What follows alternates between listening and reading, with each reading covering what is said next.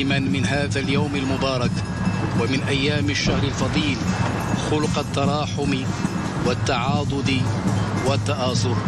هي أيام مباركة اختارتها العناية الإلهية لتكون منة ربانية وعطاء وفضلا لأمة خير البرية، يتسابق فيها المؤمنون للعمل الصالح والفوز بالرضا والرضوان.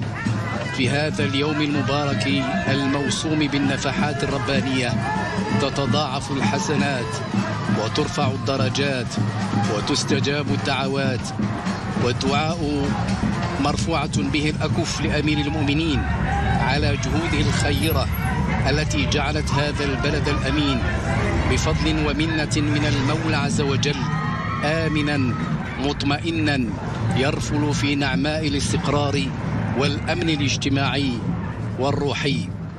بعد